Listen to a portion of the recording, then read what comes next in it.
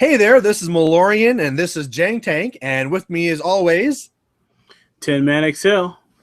and we're on episode 10 now, so we actually made it pretty far, doing pretty good here. You know, already got a guest on the show. What's that? Achievement unlocked. Oh, yeah. So we're just going to be chatting more stuff about, the funner part of the hobby and the janky part of the hobby, but before we get into that stuff, Tin Man, what's new with you this week? What's new with me? Well, I've actually been kind of busy. Got in a game of War Machine and did a battle report. And I've been painting Stormwall here.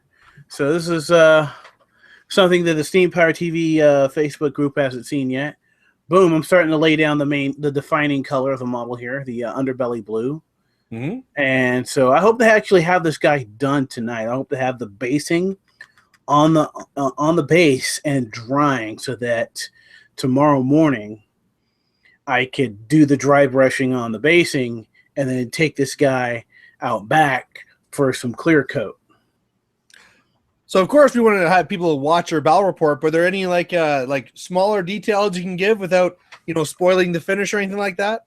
It's an experimental battle report, and so it's all still photos, but I kind of use the Ken Burns effect to kind of move those photos around. So it wasn't just a still photo with me talking. So it turned out pretty well. Of course, a couple people didn't like it. It got downvoted.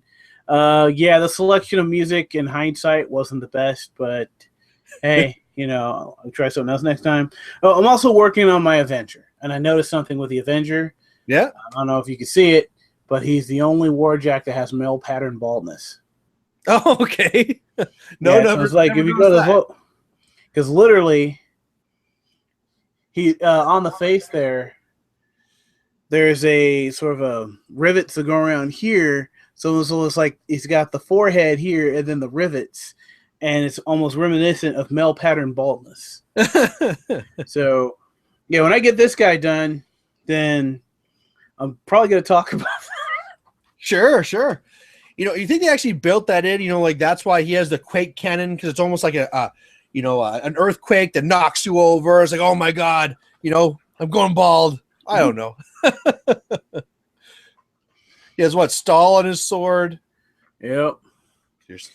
Anyway, but yeah, I got to razz you a little bit, but I mean, the good thing about your battle report is it doubles up, right? If you want to see a great battle report, you got that. And if you're trying to put your kid to sleep, you got the nice, lullaby music there as well. So might as well have done some whispering for the play-by-play and put ASMR in the title. Yeah. The relaxing battle report. But yeah, so that's great. You're getting games in, doing the battle reports, getting the painting done. For my part, I had painted Haley 3, so that's completely done now. I'm trying to decide what to paint next, because I want to make sure that I'm painting something I'm going to be using, and I'm still not 100% now of what I actually want to run. Like I was about to paint up my Storm Striders when I thought I was going to be running my Haley 2 list. I'm glad I didn't do that, and now I'm doing Haley 3. It's a question like, should I be painting up my Storm Lances? Should I be painting up my Precursor Knights? Because I'm not painting as much as I used to, so I have to kind of prioritize and make sure I get what I need to. I had a couple of games with Haley 3, and I think the only one I want to really touch on is one I lost, and that was actually against Gunbjorn. So I had some people pick on me for that, but you know what Haley 3 doesn't like? She doesn't really like it when those trolls snack and remove from play all of those Storm Lances. That's kind of a problem. Yeah, it was a good game. Kind of fun. That was a problem for E. Morvana as well. Yeah. And I mean, the thing is, you try and charge in and take out. This one here is actually a blitzer, but at armor 20, you just can't do enough boxes with your charge, and then he just snacks you all, takes you off, and it's just, that was all for nothing. I might just throw my models away. So definitely not going to use her in the future as a troll drop, that's for sure. Haley 1 was good at trolls because she could slow them down. And, of course, there's Haley 2 could slow them down. Yeah. Haley 2 could slow them down with the feet. So, because they have the sacrifice movement or action. Mm-hmm. In general, my play before that was just to jam them, right? I'd take one of my swarm lists, and I'd say, I don't care how high your armor is, you're slow, I'm going to jam you out of the zones. use Kane 2 or something like that just to make sure I kill off the fell caller so you're not getting the easy hits and stuff, and then just go for a scenario. But it's a little bit harder now with Elemental Communion and their advanced deploying light beasts, so yeah, give it a try. So normally here we'd be moving on with the jank or junk type thing, but there's a topic I thought that maybe be a good one to talk about before we get into the list, and that was kind of the idea of the process of making a janky list. Now, of course, if you ever wanted to make a power list, you'd probably go to the forums and you'd find what lists are winning. You might go and see what were the last winning tournament lists and stuff like that. But what's the process of when you're wanting to do your own thing and make a list that's your own style and still has, some real game to it? So I thought that might be a good topic. And so maybe I'll bat that one over you there first, Tin Man. What would be your process when you're making your own unique janky list? Spontaneity. Yeah. Well, you got to know what the models you're going to be playing off, know what they do and how they work on the field, and then opposed to having your one list and tweaking it, you got to be that guy that shows up and makes their army list at the last minute. Okay. I'm notorious for showing up at steamrollers and telling the press ganger, wait, I'm still putting this together. Well, I mean, if nothing else, when you just throw in those models that you almost never use, be it trenchers or whatever it is, you start using those stuff and you start realizing, oh, wow, I can actually use this unit for this. And I mean, the forum can be saying all up and down that, oh, no, this sucks, take this. But every unit has a use, and it's normally not till you actually put it on the field that you see it. Were there any surprises?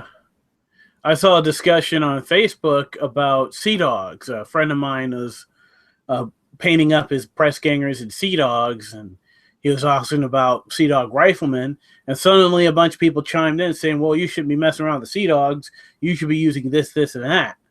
Mm-hmm. But, and I got thinking, it's like there's that mentality of, well, you shouldn't be using this, you should be using that. So part of making a janky list is saying no to that mentality. Yeah. I know a good example for me with that was Blith and Bull. If you look at the forums, they say Blith and Bull is garbage. I just like the look of the model, so I bought it and used it.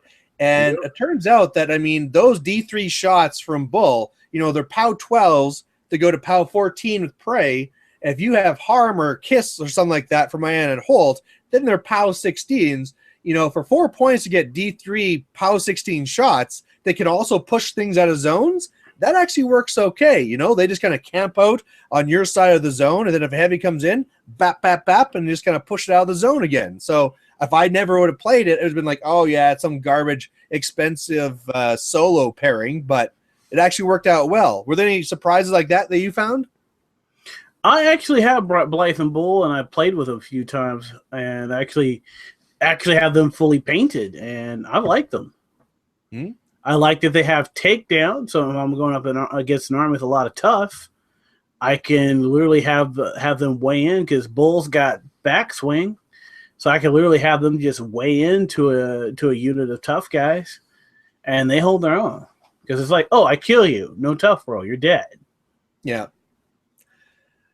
Yeah, I think for myself, whenever I want to make a janky list, what I normally do is kind of like what you say to start, but I just pull out a random caster. Because, if you always pull out your favorites, you've probably played them to death, but I'll just pull out a random different caster and say, okay, what abilities does he have?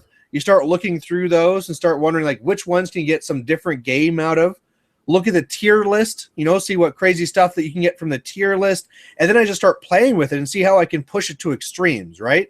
So, like one of them is sort of like with Kane 1. For a long time, I thought, why would I ever play Kane 1 when I could just play Kane 2 instead? Then I started looking at the tier list, and I thought, wow, unlimited gun mage units? That's amazing. And if you just go onto the forums and look up the lists, nobody does that. But, that's what I started to do, and it worked out great. Or another good example is with Magnus, where it's like, okay, his feet's basically garbage for the most part, but wait a second, what if you use it to jam? Hey, let's throw in Buccaneers. It also worked out great.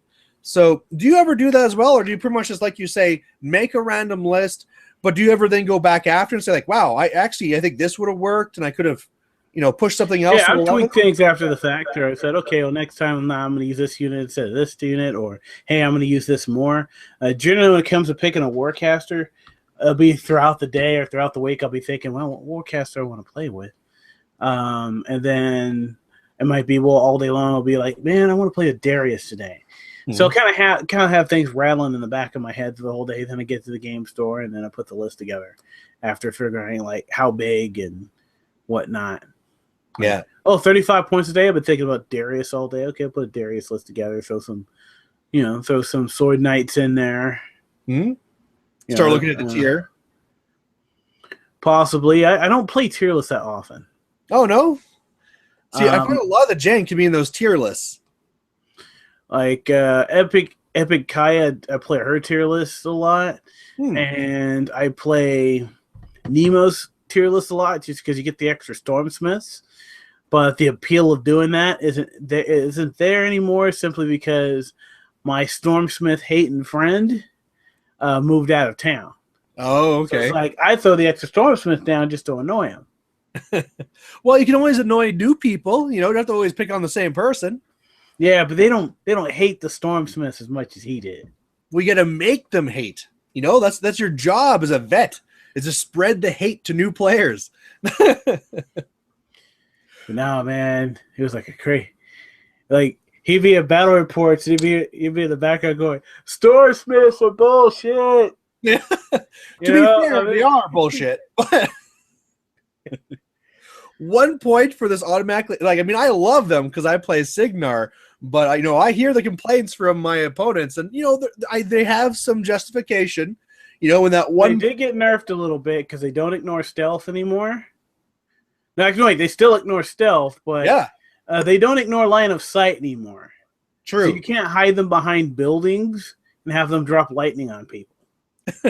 That would be pretty silly. But they used to be able to do that. Yeah. But when you have this 1 point model triangulate and zap two guys and then disrupt a jack, it's just come on, right? Those things are amazing. And if you have anything above Nemo, they get +2 damage. Nemo 3 for boosted damage. Nemo 2 for just starting at POW 12 instead. And then skill check 9, so it's like 9 or below to get it to go off. Yeah. And they're always great as a solo to run up and get to controlling zones or flags. And another thing I found that was working well with these Stormsmiths was just to run them into units to slow them down, right? If my opponent is flanking me with something, I'll just run a Stormsmith into it, because if they don't kill me, I'll just still cast lightning. Or if they do kill me, it's only 1 point. And if they want to run, hey, I have reach and I'll do free strikes all day. No problem. Well, I used to when I played against Cricks a lot, I used to run them up on bone chickens because it would drop the lightning bolt on the bone chicken. So then the bone chicken didn't have the mat to deal with him. Yeah. And he's disrupted, so if he can't just walk away and be an arc node. Mm-hmm. And his armor was 14, so a Stormsmith swinging its staff, boosted damage, could actually do some damage. That could actually take something out. Yeah, those arc nodes don't have high armor, so you clock them. But getting back to the topic, with the tier list, I actually find that the tier list is a spot that a lot of people don't look at. They'll sometimes, especially if I ever see anything like where this unit is unlimited, or if you get a point deduction on this or that, or man, I love the abilities for extended deploy zones or things like that. You can really get a lot from them. Like for Darius, for a while I was like, oh, I'm going to be janky with Darius, and I'm just going to run 6 Centurions. It'll be hilarious. And then I realized if I do the tier and just take 2 min units of the Sword Knights, then I get a free UA for them. And one of those Centurions just has to be downgraded to a Hammersmith, because all of a sudden all of my jacks are 1 point cheaper. And it's like, wow, if I just downgrade one to a Hammersmith, I get 2 units of guys and a free UA. So, those tier lists, you can kind of get some extra stuff from if you kind of play with them. And some of them, people just never look at. Have you ever looked into the Sloan tier? I'm still painting Sloan. I haven't played with her yet.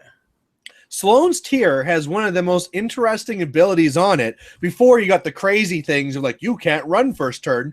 But one of Sloane's tier list abilities is that her entire battle group gets to redeploy. And that can be massive because if you're running Sloane with 3 defenders or whatever, you can start them on one side of the board. Your opponent will set up everything to rush them. And then before you start the game, you bring them all over here. And it can just be a huge gotcha to the opponent. And who would ever see that coming, right? Whoever plays the Sloane tier? Nobody. So definitely a lot of stuff to get from there. Did you have any other thoughts of how you make your jank lists? Pretty much for me, like I said, spontaneity. Yeah. Just have fun with it, see what works. All right, well, we'll move on to the jank or junk, and this time it's my turn. And this actually comes from a late question that we had last time that we didn't really get to. But somebody was wanting a list for the new Rias and Saren caster. So this is their new one that was released along with Epic Chromac. There are 2 casters at the same time. But if you go talk to Legion players, they're pretty down in the dumps about her. They don't like the pairing. They think it's weak. They just don't like it whatsoever. And I think it was because they were mainly really hoping for 2 epic casters and now got this weird combination. So I thought I'd make a list for them. And that's why I want to talk about how you make these jank things, because the first thing I did is I tried looking for a tier. There's no tier list yet, so you can't really pull anything from there. And then I start looking to what actually abilities are on the card. And one of the best things about this new double caster is you have double the fury. You have Rias with her 5 fury, Sarian with her 7. So you really have a 12 fury caster. So you can deal with a lot of beasts. At the same time, you have Mark for Death. So if there's any beasts you have that aren't really that hard hitting or don't have really the mat is more the issue, hey, this will really help you hit. And as well, with occultation on the unit, you can really spread around that stealth. Now, a while back, the janky list I did was for Rias 1, and I said to go with all rakes and do that thing. I believe that works even better here. So here's the list. You have the twins, so you have Rias and Saren. Then you're running Zerial, because Zerial gets both the benefits. It's an arc node and has stealth. And then you also still have room for 10 rakes. And then after that, you still have room for a Feral Geist. You might think it'd be better to take something like a Spell Martyr or a Shepherd, but realize that everything will have stealth except for that one model. So if it is something like a Spell Martyr or a Shepherd, it's just going to die. So at least a Feral Geist being incorporeal might be able to live. But the nice thing is that with your 12 focus, you have 11 beasts. So in the last version where I did this, everything would have to kind of slowly advance with only Rise's 5 Fury. Now everything can run up there. Now, here's the other nice thing you can go to, is you get to go for a double assassination run. So once you're up there with all your rakes and they're jumping around and killing stuff, you're arcing through Zerial to do Mark for Death so that your rakes can just tear a unit apart. Well, eventually you can line up so that Rias can go for the assassination and she can charge right through. And if you fail and you completely flop, it doesn't matter, because then they kill Rias, you pop your feet, and Rias is right back, and you can try it again. So I think it actually has a lot of game. I mean, if you're up against a shooting list, it's everything stealth and incorporeal. If they don't have a good way to deal with all that high defense, those rakes, the 10 rakes, will be a massive deal. Against infantry swarms, you have the double sprays from Zerial. You can spend a lot of boosts on because you can do a lot of fury management. And again, double attacks from all the rakes as well. So I don't know. I think it's got some game. What do you think? Well, pretty much. Well, I certainly wouldn't want to go up against it. That's a good sign. Pretty much with Legion, I haven't really studied Legion tactics lately, just because there was a time where I had a ton of Legion players to play against. Now I don't really. We're kind of Legion deprived in our meta at the moment. Mm-hmm. But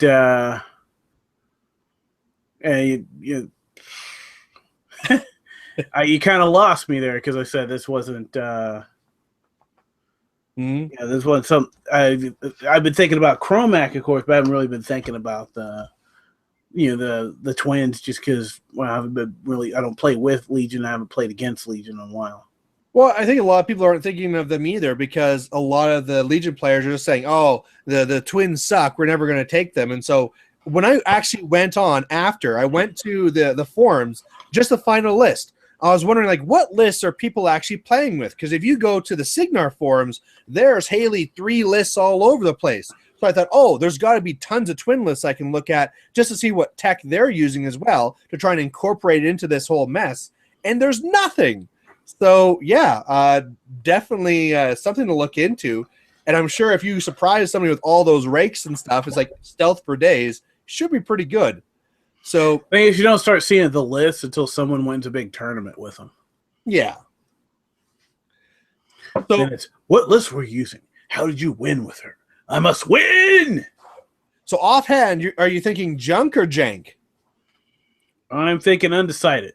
Undecided. All right, that's fair enough. So if your viewers, please say down below, if you think it's Jank or Junk. But you're saying you're working on Chromac lists. What type of lists are those looking like? Mostly Chromac with a bunch of living war beasts.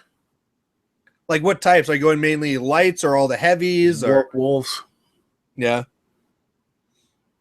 Warp wolves and of course the like Gnarlhorn, not Gnarlhorn, but the Griffins. Oh, the Griffins. Okay. Yeah, he's going to be a real beast. Getting in there, he could do tons of work himself. It's going to be pretty crazy. And then you can always Razorwing Griffin tramples with that feet going. Yeah. That could do a lot of work, that's for sure. But even himself, man, like, because he basically has Berserk with all those heart tokens. You'll see the Stalkers going in and out, killing lots of guys. But Chromac as well, this uses the Lightning Strike, kill heart token, kill heart token, kill heart token, take off. And he spent no fury doing that. Oh, other than casting the Lightning Strike. But yeah, he's going to look like a lot of fun. He's a big model too. Have you seen the model yet? Yeah, I haven't seen it to scale with anything else, but I've seen what the model looks like. He's basically the size of Getrix. He is massive. Is he on a large base or a medium base still? Oh, trying to remember. He might actually be on a large base, but I can't tell you for sure. Yeah, because we didn't get like a page from the book there. We got the cards, and the cards don't say what size base they should be on. Yeah. But either way, I'm really looking forward to it too. Do you think there'll be any way that he'll be running more of the lights and not needing to take the heavies because he could do the work himself? Or do you think it'll be the normal thing where, double Stalker or Stalker Getrix? What type of builds are you thinking? Plenty of Warlocks out there and Warcasters that can do the work themselves, but you still want to take heavies with. Yeah. Don't have to just dedicate with him. I'm a jamming guy. Yeah. I'm a jamming guy, so I'm always wondering about that too, whether he can actually take a lot of troops and do a lot of jamming. And then even though he really helps out the beasts, then to say like him and a Getrix and then a lot of, smaller stuff can kind of just bog things down. But I don't know. We got to play with it, find out. Find that jank. All right. Well, we have some questions we can get to. First one comes from Mike Anthony, and his question was, for mercenaries, who do you think, other than Magnus 2, will be the first or next epic caster? What are your thoughts on that one? Either Gorton Grunback or Ashlyn DeLees, just because Gorton, they're the two other oldest mercenary warcasters there. They're among the first because it was Gorton and Magnus were in escalation, and then Ashlyn, she premiered in North Quarter magazine. In fact, the second issue of North Quarter magazine, and then she was formally introduced in Superiority. So I'm thinking those two have been a part of the story for so long that they should get epics, because the dwarves should see an epic, of course, and if they're going to make epic versions of other mercenary warcasters, definitely Ashlyn should be on that list. I also wouldn't mind seeing Phineas Shea on that list as well. It's particularly a version of Phineas Shea that's no longer the most wanted man in Western Emerald, and could actually work for some other factions. Well, that'd be interesting. On that note, you know how last week we were challenged by Advanced Maneuvers, and they were wanting us to run the Shay with the dwarf, like that no quarter tier list. Why can't he take the Forge Guard? Yeah, that was my first question when I saw that list. Was like, well, if he can't take the Forge Guard, then it's like he's playing like classic Gorton from the. No, in fact, it was a Forge Guard that made the Sear Forge commission. That made that contract viable. Because back in the day, Gorton ran his battle group, but he still had human mercenaries with him, with the exception of Hearn and John. And then later, they had the high shields. And people, of course, were playing with the high shields, but it was like the Forge Guard that put dwarves on the table, really put them on the table. Yeah, but I was going to try and take on that challenge for you and do that Shay thing, but then I saw, no Forge Guard, so kind of let that one go. But I am kind of in the same boat as you. I think especially where you've seen the epic Ashlyn in the High Command, I think that'll be the next epic to see. Mike's next part of the question is, which one do you think will be the third version? Is it going to be Magnus? And I mean, yeah, I think the first one to go to the third epic or the third version will be Magnus, because I mean, he already has one, so it makes sense. But who knows what else new would come in as well. But yeah, I'd say Ashen. It could be Gordon, just like you say. Yeah, it's actually, like I said, Gordon he was the first Dwarven Warlock. So, I mean, first Dwarven Warcaster. Mm-hmm. So just based on seniority, they should go to him. And plus, he's done awesome stuff in the fluff, like he's destroyed the Death Jack. Yeah. All right, so next question comes from Richard Potter, and he says, what are your thoughts on painting models? Necessary evil, fun, and a relaxing pastime, or not worth it? Fun and relaxing pastime. Sure as hell ain't no necessary evil. It is sure as hell ain't unnecessary. Because for one thing, when you paint your models, those are your models. So if someone steals your stuff, we know it's yours. So if someone tries to pass it off as their own, we know who to drag out back and beat up. Or if you forget it, right? Let's say you forget a model at a tournament. People will know. If it's bare silver, nobody will have any idea. Back when I played 40K, a dude left some of his Tyranids behind. We knew they were his because, I know that purple color scheme anywhere. Those are James's. James's Tyranids there. Okay, they put them behind the counter for him. But when it's like unpainted, we're just like, whose does this belong to? And some people think they could get away with just priming a model and leaving it at that. But there are situations where, when I was like new to War Machine, I had a bunch of my stuff primered but not painted yet. I played against an opponent who also had his stuff primered, not painted yet, and we were accidentally grabbing each other's stuff. Yeah. Even though he was a Kador player and I'm a Signar player, but he literally grabbed my Hunter and was about to put it in with his Mana Wars before I said something. Like, wait, that's my Hunter right there. There we go. A good example here is that, I mean, here's my Stormlances I've been running just prime, like we were talking about, and it's a real pain. They're just, it's hard, they just kind of blend in. Well, before the show, I just went and quickly did, like in a couple of minutes, threw some silver on, and it looks, I mean, it's not like it's a glorious model, it's going to win anything, but on the table, that's a big deal. They're spending 2 models, throwing on some color. Hey, big change.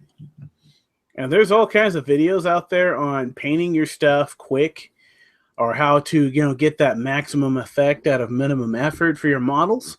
Yeah. So that you can have decent tabletop quality. And some people have this mentality like, your stuff's supposed to be winning painting contests. It's like, no.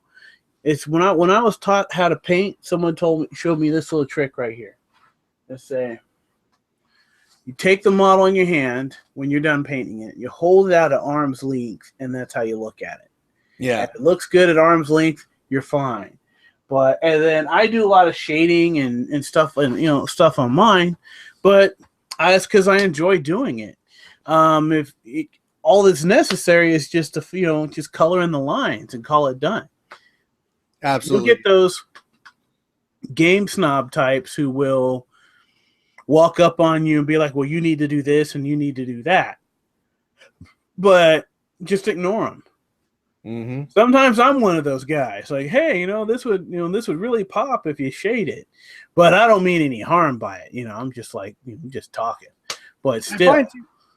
A big spot where people get discouraged with their painting is they'll paint something up and they'll say like, this looks great. And then they'll take a picture of it, put it up. And as soon as you take that picture, it's the opposite of what you're saying, right? Whereas your model should look good like this. When you take a picture of it, it's like this. And you notice all the small little errors that you would never see in a regular game. So some people are harsh online too, because you'll be like, man, I did a good job painting these. And someone will be like, well, your eyes are overly large. They look like they're scared of something. Yeah. I actually dabbled with commission painting several years ago. Mm-hmm. I won't get into that because that turned into a very negative experience. But I had painted some Cadoran Greylords for somebody. And someone went, your Greylords, their eyes are too huge. They look like they're scared of something. And I said, yeah, they're scared of my Signar army. And you all right? Oh, all right. You don't have to sing when I go to blow my nose. I didn't know what was happening. I just didn't notice you were blowing your nose. It's Canada. We're just attacked by a polar bear. I had to deal with it. It's all good now. So. But I'd say, like, for me, when I was first getting into the hobby, I would say it started off as a necessary evil, right? I didn't like the idea of painting, but I had to paint if I want to play in the store, if I want to play in a tournament. But the more that you do it, it just turns into something that's pleasant for you, right? It's your own time. I throw on a YouTube video or a podcast. I get to just paint. And it's just a great time, right? And it's now something I look forward to. I don't love painting. I would rather play with my kids or play a game. But definitely it's not like now where before, if I had to paint up this model, I'd be like, oh, God, I'm only doing this because it's for a tournament. Now it's like, I have some extra time. Let's do this. Let's just relax before the end of the day. And, of course, there's the other people that just love it even more, right? The people where that's their favorite part of the hobby is painting. So, yeah, the thing with me is I didn't start out as a war gamer. I started out just wanting to have a miniature to represent my character in a role-playing game. And so that's where I learned how to paint, and that's where my wargamer buddies started teaching me how to paint. And that was my interest, was painting characters for Dungeons and Dragons and for the L5R RPG that we were playing back then. So my very first model was a samurai I painted to represent my character in the game. So I'd paint up a samurai because, I was playing a samurai. It's L5R. And, later I got into the wargaming. So I had started out as a painter before I became a wargamer. Yeah. The next question has to do with painting as well. But I just want to say, for those who are watching, if you want us to answer your question, just post it up and we'll get to your questions too. But the next one here comes from Bob Smith, and he says this is a follow-up question to the last one. And it says, at what point is a model tabletop ready? And can you take this standard too far or not far enough? So to you, tabletop ready when you're ready to call it done. Yeah? Yeah. For some people, that's never. Right. So sometimes it's like when you're ready to call it done, it's like, that's it, I'm done. That's when you're ready to put it down on the table. Now, sometimes you might be playing in an area where they have certain rules, like the Games Workshop's notorious 3-color rule. Although it ain't possible to really, for me, it ain't possible to make a model look good and only have 3 colors on it. But there's that, 3 colors must be based. Well, if you're someone that hates painting, you can find a way to paint that in only 3 colors. I knew someone who was just the master of he'd do a little dry brushing here, a little dry brushing there, and it was done. And I don't know how he did it, but literally everything had black armor with gray dry brushing on it. And that's 2 colors. And then he would the flesh, he would paint that in a flesh color and he'd throw some red ink on there. And he called it done, but he knew how to do that brilliant. Yeah, you could easily go for an easier paint scheme. As far as what the definition of tabletop is, I think it's again going back to what you said before, because you could go things like, oh, you need 3 colors, like they say for a lot of the Games Workshop stuff, but you'll have a lot of people that abuse that, right? You'll have the people that says like, oh, I need 3 colors. Okay, I'll just spray it brown, dot the eyes red, do a line of silver on a weapon, done. And that's like, that's not really what they're after. So what I call tabletop is what you said before. When it looks good from, an arm length away, where like, you know what, that's good. That's good enough. That's to me is tabletop. It's not so much saying that I need to get 3 colors. I have to get these certain details. It's more painting to the lines, to the numbers, so that from an arm length, it's going to look fine. And this day and age, there's stuff. Army painter, they have stuff for speed painters, and they even have guides on how to speed paint your armies and make them look decent without being sloppy. Yeah. And then some of the armies, like, say Convergence is a good one. I know guys who have picked up Convergence in an airbrush and they paint them in a weekend. Just spray, spray, spray, wash, wash, wash, a little bit of detail, done. And in one weekend, an entire army, 250-point lists, completely finished. Of course, if you pick something else with a lot more detail, okay, that could be more of a problem, but you don't even need to put in that detail. A good example for that is the trolls. Either you can make their kilts have this weird tartan, pattern to it, or you can just make it one color, right? Make it black, done. It's kind of up to you. Necron, I was a Necron player back in the day, but most people who played Necrons, they played Necrons because it was like prime it black, dry brush it gunbolt metal, and do the eyes, pop your tubes in, and you're done. I was a Necron player. I know all about that. Yeah. Me, I put more work into my Necrons. I had a Dark Angels green base to them, and then I dry brushed them Brazen Brass, which is an old GW color. And then for the guns, I did those in black with the bolt gun metal dry brush there. And then I had Scorpion green, which is kind of the neon green. Mm-hmm. I had that for the eyes. So my Necrons looked really good. In fact, there are people that would have the Necron Codex, and they would look at mine and say, well, your Necrons look better than the Necrons in the book here. Oh. Yeah, and I've seen a lot of different color schemes for Necrons. You don't have to make them just silver. You can make them interesting and different. And again, if you do that and make them your own, if you lose them or if they get stolen, people are going to know it's yours. Oh, hey, those are Steve's Necrons. Yeah, I ended up selling that army just because 2008 happened.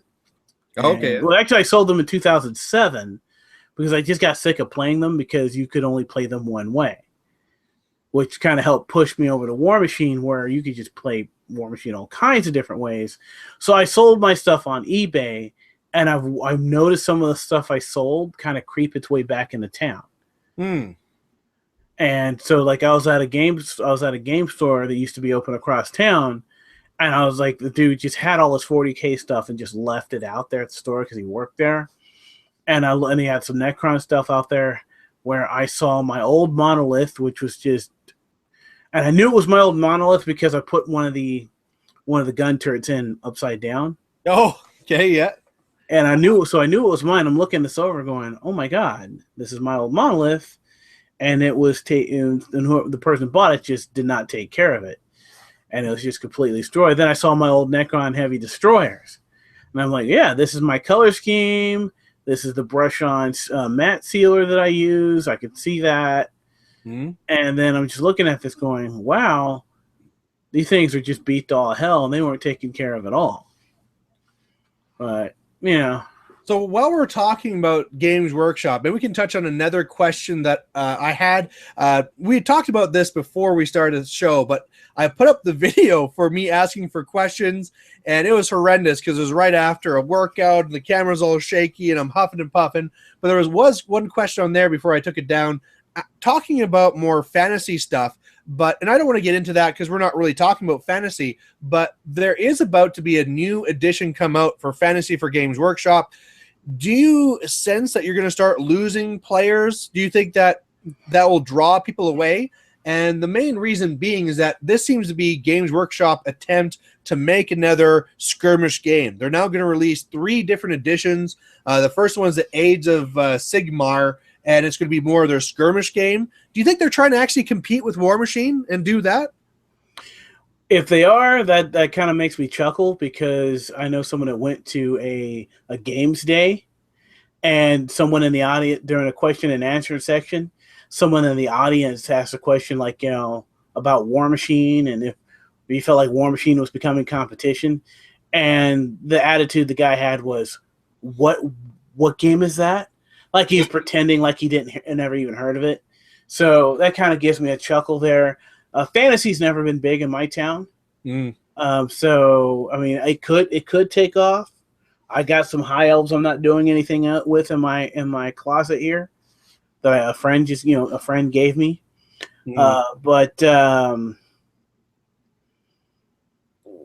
that's just a time will tell on that. But I'm not feeling going back to Games Workshop to a Games Workshop game, just because the bad experience I had with Monecrons. And oh yeah, I mean, right now Privateer Press is killing it, right? Every release they do is a great release. It's just one great thing after another. Hey, there's another thing we could talk about, is the Chains to Iron Gauntlet. Did you see that one? So I didn't see it at all. I don't know if you've I've never played any Iron Gauntlet, but before, the way it worked is that you had to play your list. You had 3 lists. It would be divide and conquer, and then for the very end, for those who make it to the Iron Gauntlet rounds, you get to take pieces from those lists to make a 75-point list. Well, what they did now to change it is they took out divide and conquer. So you don't need to worry about having to play all your lists. However, you can only use models from lists you used. So if you made that one list just to have like, oh, this is my list with double Colossal for the very end, or with all the support solos for me to choose from, if you don't use that list, you don't have access to them. So what do you think about that change there? That's actually pretty cool. It cuts down on some of the cheese. Yeah, I think it's a great idea. It may be. But it doesn't cut the cheese. What's that, sorry? But it doesn't cut the cheese. But I'm almost wondering if this is how they should actually do divide and conquer as for all tournaments, right? Instead of saying, like, say, for a regular Masters or a Steamroller with divide and conquer, and the way that you get locked in for the last game, I don't know if it'd be better off to say that now you only have access to that. So instead of being locked into your other list, you're locked into the list you've been using. Do you think that has any benefit? I like to keep my steamroller simple, so it wouldn't affect me. But if you're running a steamroller and you want to run it like they do in the tournaments, or run it like a lock and load, then just depends on how your community reacts to it. Yeah, because I mean, where this really came from is, let's say, the old Masters, where it'll be a 3-game tournament. You have 3 lists, and it's divide and conquer. Well, guess what? If you do that, that means you're guaranteed to be locked in the last game. But if you make that change and do it kind of like they do for Iron Gauntlet, that means that in the last game, you only have a choice of the list that you used in the first 2. So that means you're kind of locked out of one list, but at least you have more flexibility than it was before. So I don't know. Yeah. Could be in the next edition of Steamroller. We'll have to see. We have another question here. This one here is from LuckGod84, and he says, my question is, what's the worst model you have got a caster kill with? His is going to be hard to beat. He says his was a Risen Grunt from Alexia and her Risen. So what's the worst model you ever got a caster kill with? I actually killed someone's caster with it? Yeah. Well, I wouldn't say this is a worst model. It's a model I'm quite fond of. But I did kill the Butcher with a Stormsmith. Oh, yeah. The epic Butcher on top of that, if I remember correctly. In fact, it's actually a battle report. It's one of my older ones from, I want to say 2010 or 2011. Now, was this one where it was under Nemo 3's feet, or was it with Nemo 2, so it was extra damage? Or was this I believe it was a Nemo 2 game, so I think it was a power 12. But still, I killed the Butcher with a Stormsmith. Yeah. That's pretty good. A 1-point model. I can believe that. Mine, I don't know if it counts as a storm wall, but the best one I can think of is with a storm pod. So I went in trying to kill stuff, failed, and then just boo, do a little storm pod, and that little POW 10, kind of like yours, was able to kill the caster. Now, does that count as the storm wall, or is this like a crappy little pod? I guess that's up to the people watching, but that's the best I did there. Well, for the lulz, you want to say it was a storm pod. But Yeah. you know, it's something the storm wall does. An interesting thing that just got posted today too was this interaction between the storm pod and the sacre vault. So the sacre vault has the thing, right, where in that kill range of 2 inches, if you enter or end, you get you take a point of damage, right? So, but the question was, if you shot a storm pod into that zone, does it still zap or does it die first? And it is one of these things I just never thought of before, because what's the odds of this happening? Well, it's a ending movement because the storm pod is placed, and I think you got to injure and a lot of stuff like that. You got to injure activation. Yeah. Well, this one here, they said that it would be placed, you would do the damage, and then it'd be destroyed after that. So the damage happens first. So that means you injure activation there. Yeah, I guess so. Yeah. So for those watching, it'll be you still get your zaps. Another interesting one they did on Haley 3 that I never thought was an issue, and what it was that they changed the temporal flux to say that the unit itself got also +2 defense, which is kind of always makes sense, right? People had a question whether you had to keep the different versions within 5 inches or whether you always got it. But because they're going to errata it to say that the unit gets +2 defense and all models within 5 inches get +2 defense too, somebody was actually challenging Privateer Press to ask, oh, does that mean now if they're within 5 inches, they get +4 defense? Same name ability. I read that same thread. Same name abilities don't stack. The smart aleck should have knew that. Yeah, sometimes it seems like people are just like fishing for a dream, right? And if we come back to Games Workshop, that's probably because Games Workshop has made those mistakes. They have errated and FAQ things so that they're ridiculous, but Privateer Press doesn't seem to ever do that.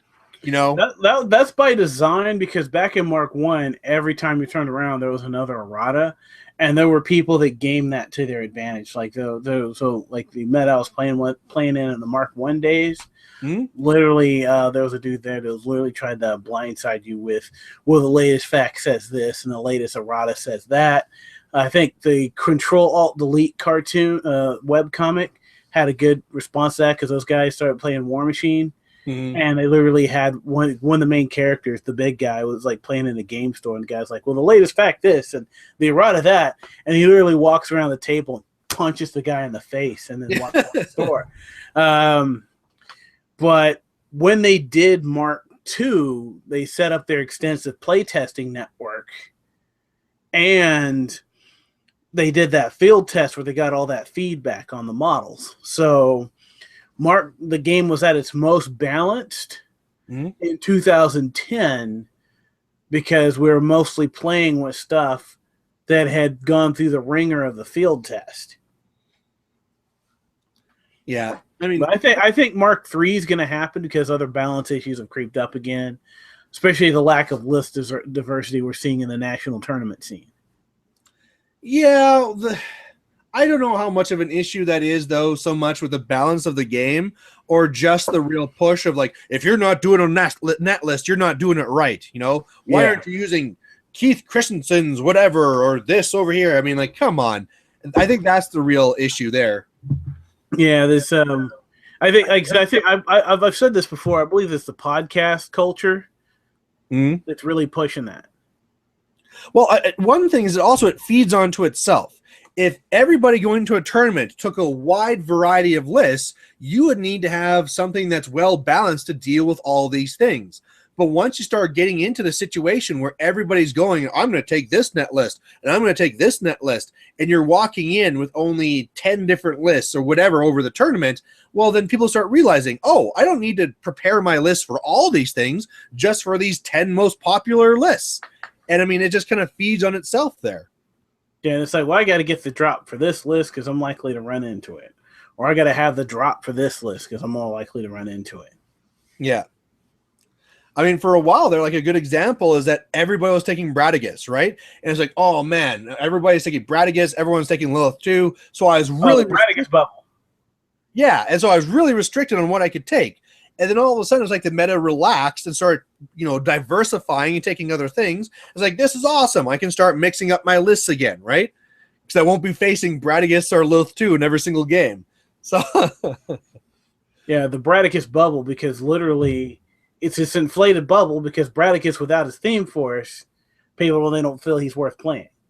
Yeah. The conversation I had with Tom yesterday was he's talking about how Amon Adraza is becoming a very competitive protectorate caster. And the type of list people are taking with Amon Adraza, and it's basically a protectorate mirror version of Roods of War.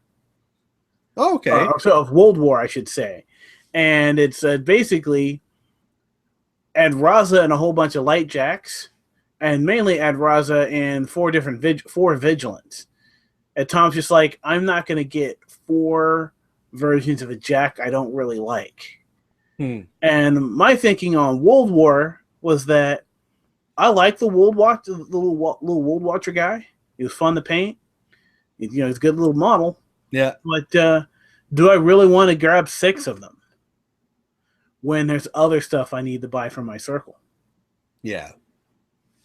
But I mean, it's if you go to discount games, you can go in there and just buy that list. I wonder how many people do that. How many people go to discount games and like, oh, this list just won. I better go and buy this list, and off it comes to me, right? I hope not many. The same kind of people that do that, because we call them net listers, but the origin of this was net deckers, people that would copy the decks that won big tournaments in Magic the Gathering. Yeah. So they would go to their local game store with a buy list and saying, I want to buy these specific cards, and it would be the list that won the big tournament somewhere.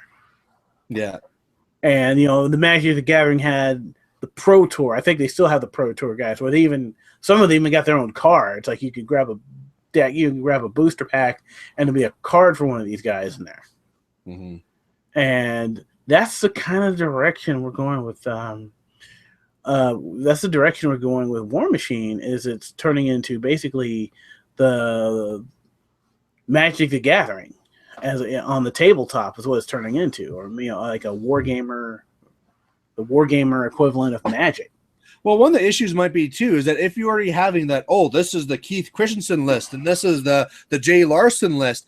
People out there probably want to play the same list over and over again because they want their list to be named, right? They want oh, I wanted this to be the Tin Man Signar list that I got to take, right? So I'm sure there's that pressure that instead of people diversifying and doing their own thing, it's like, wow, I better play this over and over again because I want to get my own little name out there. But I can see it now. Hello, boys and girls.